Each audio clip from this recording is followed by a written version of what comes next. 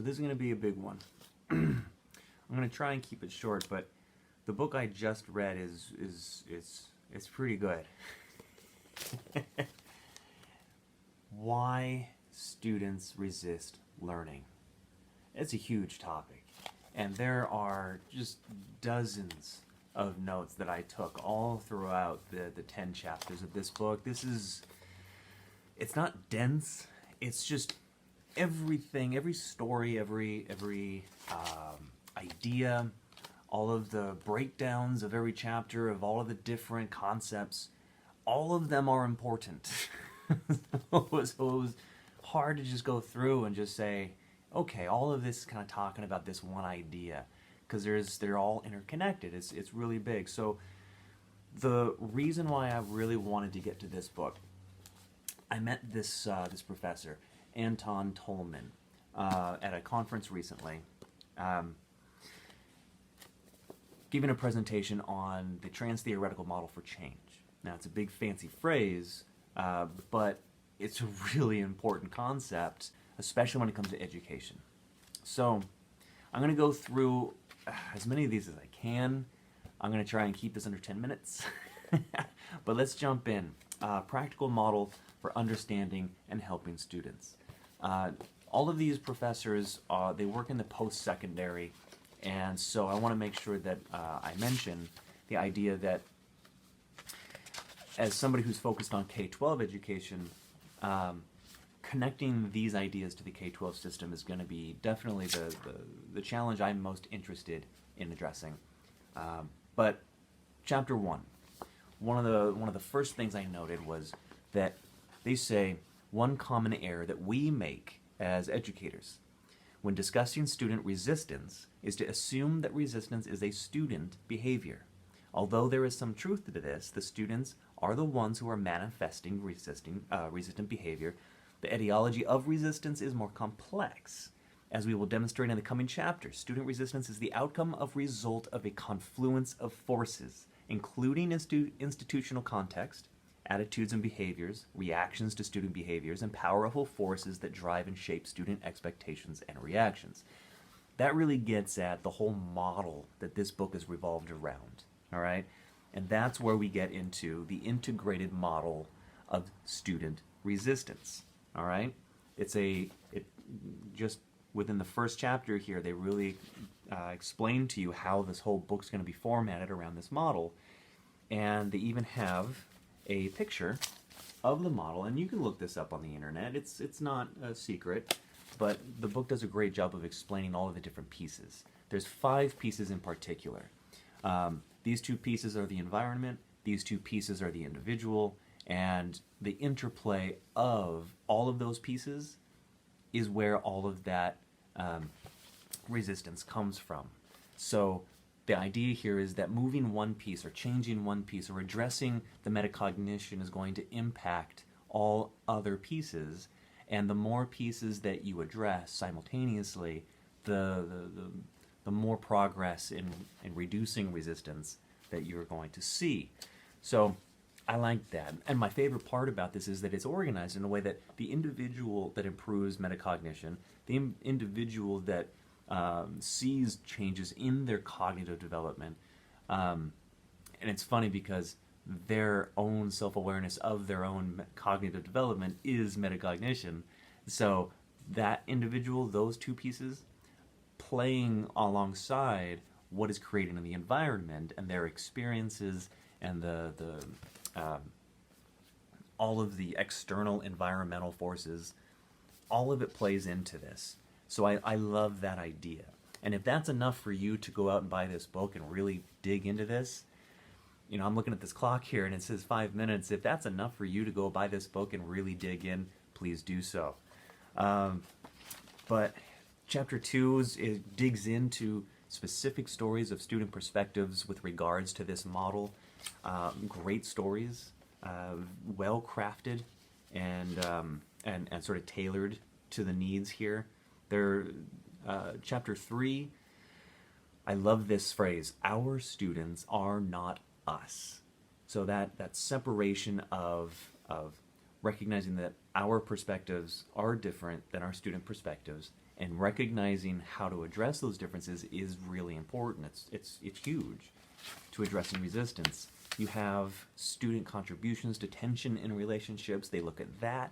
They look at a blaming cycle. Oh, someone down. Blaming cycle, where does frustration come from the students? Where does frustration come from the teachers? And how does that interplay work? This part in particular, setting realistic expectations. They actually give a great example of how to set realistic expectations for learning. And he says, for instance, this teacher asks students to vote on which of the following outcomes is most important. Okay?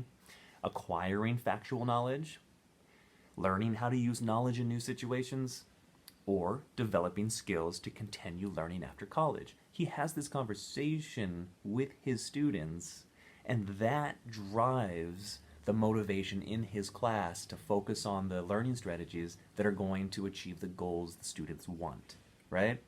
So those kinds of ideas are just strewn all over this book. Chapter 4, the impact of institutional culture on student disengagement. That's the right side of the model, the influence of student experience and external environmental forces. So that's huge. Societal environment, gender bias, oppositional culture theory. It's in here, huge, right? Collaborative teaching. Collaborative teaching practices provide opportunities for exposure to different beliefs and backgrounds. It's just so good. Which can be productive if designed and coordinated intentionally versus having students loosely grouped up. Again, this is all intentional instructional practices from the teacher, right? Let's see here. Oh, I love this thought on education as a commodity. How students are given 2 weeks to go and figure out which class they want to take based on how much work they feel they're going to need to do in order to get the highest grade based on which professor they take in which classroom. And this pick and choose idea to minimize the amount of work that they're going to have to do based on which class and professor and all of that stuff. They're arguing here that is part of the problem that creates that separation between students' perspective and teacher perspectives. So then, let's see. I'm gonna skip ahead. Chapter 8, Seeing the Invisible, is focused on the cognitive development, right? And what I love about this is that the cognitive development that they talk about, the intellectual and moral relativism, they talk about how there are stages of development that aren't so much just Piaget's stages. They talk about William Perry's 9 positions here, and they talk about how dualism and multiplicity and relativism is itself a process of cognitive structure in order to to develop abstract filters for how we learn, right?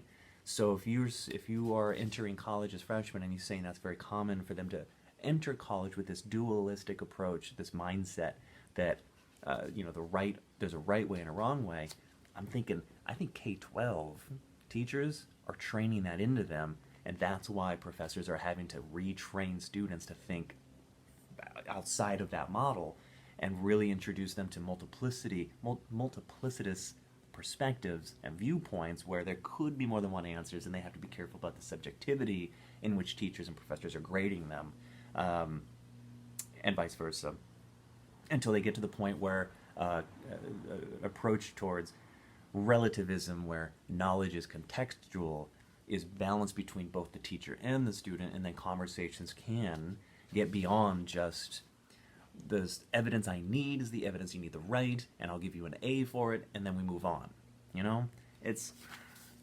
There's a way to do this, and they talk about this. Chapter 8, Cognitive Development, and Chapter 9 is the big one.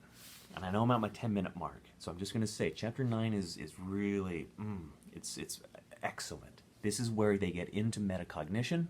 This is where they really talk about how a fixed mindset can be changed. That's huge. I think that this is definitely how the growth mindset and this TTM model for change, the trans theoretical model for change, how those things fit together and actually going through strategies like teaching students about mindsets directly. Teach them these things. Promote self-reflection and metacognition regarding learning strategies. Teach the benefits of failure. Use productive criticism, formative feedback, reflection. All of these things are approaches to education that's why I like this book. And if you haven't ordered this yet, definitely go out, get this book, Why Students Resist Learning. Anton Tolman et al., Janine Kremling. Yeah, check it out. I think you'll like it.